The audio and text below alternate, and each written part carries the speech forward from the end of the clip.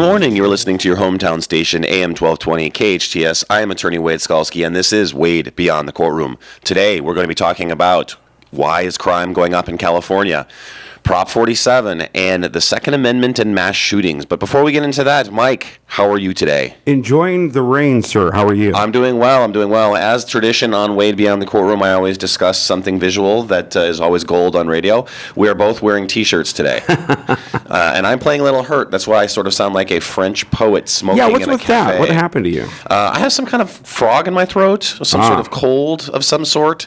I don't think I was helping it very much with my not getting very much sleep. But I was going to say, yeah. But I'm also wearing a Dodger hat today because my wife and I went to the Dodger game last night.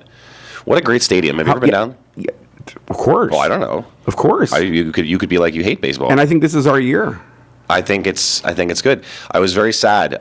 The organist is retiring. Helen Dell? Yes. Yeah. How many years? Gosh. She came in 1988, which coincidentally was the last year they won the World Series. So perhaps she will come in the World Series and not go out Helen in the World Dell, Series. Nancy Day, isn't it? I don't know. I've got to be honest with you. I just call her the organist of the Dodgers. Because I moved here in the early 80s, and there was a different lady that did it.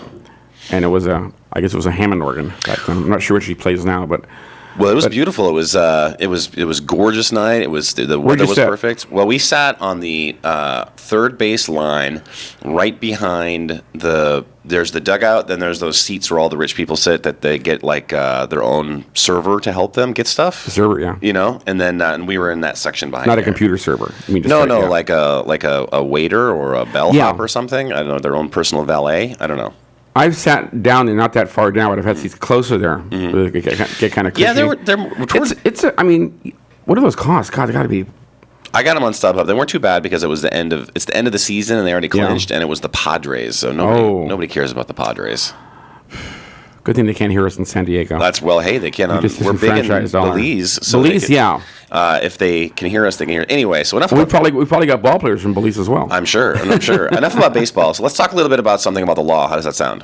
Good. All right, perfect. So, Mike, are you familiar that there is sort of an increase in crime in LA County in the last this year? Actually, I think the last couple of years really. Actually, it's just I believe.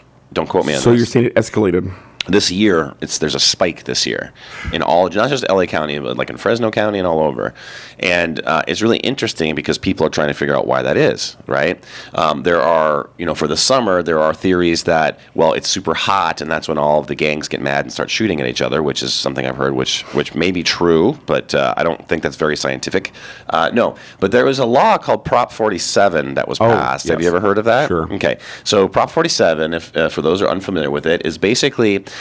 look, California has some of the most restrictive laws with regards to punishment, like the three strikes law, right. Which creates very crowded prisons. So what the three strikes law basically says that if you commit three major felonies on your third felony, you get 25 to life. You're going away forever. So three strikes, you're out.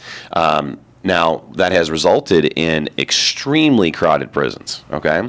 And so... there was this idea that, like, let's do this. There are certain felonies that are called wobblers, okay? Okay. And that's a very artful word that basically means that when the prosecutor is deciding what they're going to charge on this type of case, they can file it as a felony or they can file it as a misdemeanor, okay? Right. So a felony, obviously, anytime that you have felony, you have state prison time exposure, right, or prison exposure. Sure. And then for misdemeanors, your exposure is county jail, all right? Yeah. Neither of those places are fun, but county jail arguably is not as bad as, say, going to a level 4 prison yard. So we don't want to do that. But very overcrowded. Extremely overcrowded, yeah. So overcrowded, in fact, that if you were sentenced, a lot of the time when you're sentenced to like 30 days, you'll be out in a day, okay? Yeah.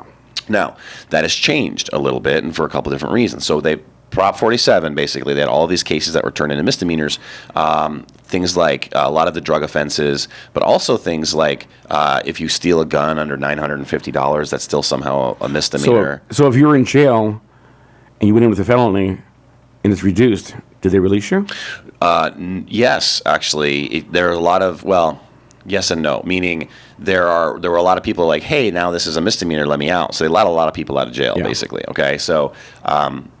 not argument, but one possible factor for the crime increase is that there are a lot of people that were in jail for drug offenses that were released, and so Sure. I don't know if you've seen that there's been an increased homeless issues in some places around LA Yeah. County, right? A lot. And then this is all anecdotal evidence, okay? So Right. this is just sort of Wade Beyond the Courtroom, sort of walking this through. But one possibility, and I'm not going to say causation is there's no correlation of causation because of an effect, right? But I was told there'd be no science today in Wade Beyond the Courtroom. Wow. But the thing is that you think about it this way. So if people are in jail, obviously, for drug offenses, they have a substance abuse problem, all right? Yeah. So they just let a bunch of people out of jail, and jails aren't really well known for reforming people with substance abuse problems. That's No. that's not a jail's job. I mean, they talk like they do in terms of they try to help people in their programs in there, but typically if you go into jail with a drug problem, you're probably going to come out with a drug problem because it's rehabilitation, counseling, all those things are what 12-step stuff, all that stuff helps with drug issues, right? Yeah. And also some people go into jail without a drug problem and come out with one because if you're in a jail or prison and you're getting counseling, it's not like you're going to Malibu Passages. Right. You know what I'm saying? It's not exactly the same level of... Right. Well, and some people, yeah. obviously, they're despondent when they go in there, and Yeah. you can get drugs in jail. It's Oh, yeah. Yeah, so some people... Happens all the time. some You can people get cell phones have in jail. Never done drugs, and they go in there, Yeah. and then they come out there, they're addicted to drugs. So drug crime, basically, and we're going to talk a little bit about that, could be one of the reasons why we're having an uptick in crime. And so when we come back from the break, we're going to unpack Prop 47 and start talking about the Second Amendment. You're listening to your hometown station, AM 1220, KHTS. Welcome back. You're waiting for the finger right now. I know, right? Welcome back. You're listening to your hometown station, AM 1220, KHTS. Yes, your hand signal that you You know, it's gave me funny, to Johnny start. Cash is the bumper for that. So I walked the line. Mm-hmm. Chris and I took a drive up to Ojai last week. Mm-hmm. Just took a drive, drive through. It's a real nice drive. We took a little side road, and this little town actually said home of Johnny Cash. Oh. So I'm not quite sure what that's all about. But I like Johnny Cash. I do Actually, too. I think maybe he had bought a house up there probably. maybe, yeah. And I'm sure he had many houses. Yeah, right? Exactly. Yeah. Like he lived in Jamaica for a while. Did you know that? Didn't know that. Yeah. Yaman. Didn't know that. Yeah. And of course, Johnny Cash had his share of problems with the law, Yes, too. bringing it back to the problems with the law. So, You like that? Yes, exactly. That was great. So, that's dead air. Prop 47. Prop 47, yes. No, I was thinking about Johnny Cash, and then you were like, your hand signal. Anyways, all right, so Prop 47, we're talking about, is that a possibility why crime has increased? Because you're letting more people out, there are more people that have substance abuse problems, and obviously more, smaller crimes in terms of stealing things and trying to get, The thing is their rationale is like, hey, look, I got a pass. I mean, it's like they're getting a pass on. Well, yeah, it's a lot easier to do a misdemeanor Yeah. than it is to do a felony time. Right. Yeah, it's a lot less scary, okay? Yeah. And, the pull of substance abuse is very strong. And so people, they don't really think rationally either. It may be just the fact that there's an increased number of people that were released, but that doesn't necessarily mean that that's what it is. So because opponents would argue that, so homelessness has gone up in LA County 12% in the last year or so, all right? And so one of the reasons is because they argue is that rents are going so high, are increasing so high right now in LA County that it's forcing a large number of people to go homeless that are sort of on that lower fringe of some of these properties that can't afford it. So that also could be a reason for an increase in terms of crime, because obviously if you have a whole new group of people that are homeless, you have all these infrastructures of drug dealers and they prey on these people because they know that, look, they're not in a good spot. So like down in Skid Row downtown and all of that, there's a wide net of drug dealers that prey on those people, and so that can also cause an increase in crime as well. So it's interesting that we have all these sorts of these ideas of things that we want to do, and we really don't have any idea what's going to happen with regards to once we implement them. So there is this debate on Prop 47, which basically is in response to when they did the three strikes law. So when they did the three strikes law, I don't think they anticipated having such an explosion in the prison population. Yeah. And as we all know, keeping someone in prison is incredibly expensive for the state. And the state's actually not doing very well with regards to their finances. No. And have not done Absolutely so not. for decades. Like the bullet train we were talking about. So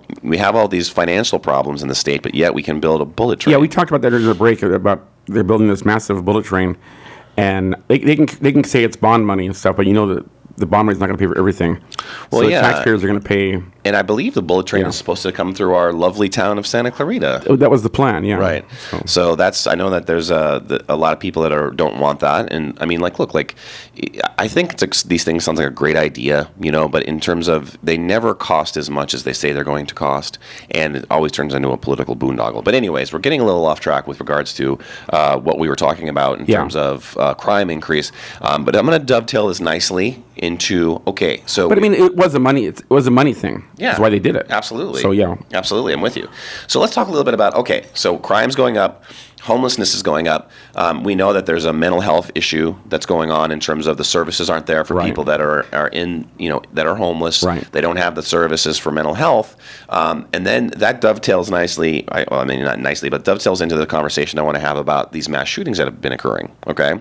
So because that goes, okay, well, so if crime's going up, people are like, well, what about the Second Amendment? So do I need to protect myself? Do I need to go buy a firearm? Because, we're having these mass shootings that are increasing. We have crime that's increasing. We have, this homeless problem that's increasing. And that's sort of, what a positive show we have today for the. Exactly. I know, right? And then so people. Well, no, this is the reality. Absolutely. Absolutely. And they talk about, well, what do we do with the Second Amendment? Because every time there's a mass shooting, everybody comes out and says, about, we have to do more gun control, right? Yeah. And it becomes a yes or no. Right, and that's that's what I really don't like about these situations is there's never any nuance. Well, it becomes an issue of whose responsibility. Right. Why did this happen? Why did it happen? Yeah. Right. But then, can we prevent it, and how could we prevent it? So some people say, well, let's arm everyone, and then we can prevent it that way. And then everyone else says, well, let's take all the guns away, and we can prevent it that way. Yeah. And neither of those are good options. And here's why. So it was really interesting. I've actually never seen this before in one of these mass shootings. Is that there was a veteran that was on the campus that had a concealed weapons permit, because you can have those in Oregon, right? Yeah. And he had a gun. And while the shooting was going on, he elected to stay where he was, right, in the class and not go and engage the shooter. Right. Now, the reason that he said that he did that, and this makes perfect sense, is that he's in plain clothes. He has no idea where the SWAT team is. He has no idea where the police are. And if he's running around with a gun drawn, he's going to get shot. Right? Yeah. Like, if it's very possible. So how are the police, if they come onto a situation, how are they supposed to be able to say, oh, what are we going to do? Like, is that a good guy or a bad guy? They're not going to know. Right? So when we come back from the break, we're going to kind of unpack all this and bring it together and talk a little bit more about your friend, the Second Amendment. You're listening to your hometown station, AM 1220 KHTS. Welcome back. You're listening to your hometown station, AM 1220 KHTS. I am attorney Wade Skalsky, and this is Wade Beyond the Courtroom. Hey, guys, if you're driving, be careful out there. Yeah, no, it's wet. Every time it rains, everyone freaks out in California like they've never seen it before. Yeah. I don't know why that is, but it's because it doesn't happen that often, I guess. Yeah. A lot of young kids get their driver's license and whatnot, and they haven't practiced driving in the rain. Right. So it's like, it happens, it's like, oh, okay. Everyone loses their mind. But anyways, we're talking about a serious conversation about the Second Amendment. And so we were talking about how there was actually an armed person on campus during this mass shooting, and he didn't engage the shooter. Okay. So proponents of gun control say, well, that's a prime example of how how having guns doesn't help, right? So I guess in one way that is true in terms of in this specific instance. But however, if more of the students would have been armed, then this shooter would have been engaged with someone directly. Like, this veteran would not have a problem shooting this guy, the bad guy, if the guy would come near him and say, hey, burst into his classroom, then they're going to have a gunfight or whatever, and maybe this guy saves the guy, right? Right. Even people that don't have guns tried to stop the guy. There was a guy that rushed the bad guy, and got shot 5 times, and he lived. Like, it's crazy. So. But there's a little bit more nuance there, because on the other side, if you try to ban all guns, people who are going to go say, I'm going to go kill a bunch of people, they're going to find a gun. That's just how it is. I think there's some stat that there's something like 200 million guns in the United States. Okay, 200 million or more, and the effectively trying to get all of those, it would take decades and decades and decades. So. It's in these situations, just like, okay, how do we fix the homeless problem? What's going on with Prop 47? These issues with mass shootings. There's just so much more nuance than that. I think that reasonable people can agree, all right, let's do this. Let's have a mental health screening if you're going to go purchase a gun, right? Like you have to get like a release to say, okay, I'm going to go talk to somebody, like a medical professional. Right. They're going to examine me or whatever. So then I can turn it in, and if I get the clearance, then I can get the gun, right? Is that being done anywhere, though? No, not really. There's no mental health component. There is a background check. There is a background check, but the background check just says, okay, that doesn't help for your ticking time bomb people. And some people, like if I've been normal my whole life and then I start to develop schizophrenia, right? Then, which I've seen happen. Actually, I've had clients who were totally normal and then they started to have mental health issues, and then all of a sudden they just have, contact with the law and they're having all these problems. And the issue is that doesn't, that doesn't help with the ticking time bomb people. There's no sort of golden thing we can do, golden law that's going to fix everything. Right. And so I think we can all agree that, reasonable people can say, look, I shouldn't be able to walk in. A kid should not be able to walk into a store and buy a gun, right? No. There should be some restrictions on guns. I shouldn't be able to go buy a bazooka or buy like a 50 caliber sniper rifle. We've got some pretty good gun laws here in California compared to states like I know Texas. You can carry a weapon around. Well, if you're a gun control person, they would say yes, California's got some great laws. If you were a pro gun person, they say California's terrible. So. Yeah. Excuse me. Obviously, automatic weapons, I don't think people should own. Well, you can't technically. Yeah. So here in California, but they do. But the stats come out too is like, look, gun control doesn't stop violence. It's if you look at a city like Chicago, for instance, right, that has some of the most restrictive gun laws. That's the violence there. It's like Iraq over there. I think they said something like 30 people got killed last week in a weekend, right? Washington, D.C. is incredibly restrictive for gun laws, very violent, okay, historically. So, the issues, I think everyone gets caught up in the guns and should we or shouldn't we, and everyone gets caught up in all these other issues. And really, these are community issues that only can be attacked on a community-by-community basis. Right. LA's problems are much different than Fresno's problems. Texas's problems are much different than wherever. And so that's why I think, at least for the official position of Wade Beyond the Courtroom is like, look, is sensible restrictions on gun ownership. However, I got a gun for my 12th birthday. Yeah. I grew up in North Dakota, so I come from a gun culture. So I wouldn't say that I'm pro-gun necessarily, but I'm pro-Second Amendment, if that makes sense. Yeah. Reasonably. I don't think you should have to get a grenade or have a, although it would be kind of fun to have a grenade, just to have one, right? Not to use it, but just to be like, oh, I have a grenade. Just have a grenade lighter. Oh, right. Yeah, exactly. You got to Again, that's what you put in your luggage. Yeah, you don't take that to the airport. They don't get super happy about that when that happens. So, so these are, I guess the point that I want to make is the whole, I alluded to it in the beginning of the correlation, versus causation. If just because you find correlation on something where it's like, okay, there's a guy that was armed, a citizen that was armed at a mass shooting and nothing, he didn't respond, that's not causation with regards to, that's our answer for, that's how we're going to fix these things, Just like with regards to Prop 47, well, crime's going up, it doesn't necessarily mean that crime is going up because of Prop 47. Maybe it's the homeless problem. Do we know what this guy's issue was that shot up that school? I don't. Actually, I don't have a lot of that information because they didn't even release the guy's name for a long time. So, I wonder if it's some bullying thing or something. No, I don't know. So anyways, but when it all comes down to it, it's instead of shouting at each other politically all the time, is we need to start being more nuanced and attacking these problems, and we need to attack them, in a sort of on a community level where they're happening. And exactly. Before we start doing that, and we just start shouting at each other all the time, nothing's going to get done because all the fighting over these things that really may not have. They may have an impact, but they're negligible. Someone that's going to do bad is going to get a gun, right? It's just going to happen. So, anyways, it's been kind of an interesting, good show, serious talk today. I think it's the rain. I'm going to blame it on the rain. Back out to the rain. And thank you for putting up with me sounding like a frog with this in my throat all day long. So it's my radio voice is improved take care today. of that, huh? I will. Alrighty. So good to see you, Mike, and everyone out there. You've been listening to your hometown station, AM 1220 KHTS. I am attorney Wade Skalsky, and this is Wade Beyond the Courtroom.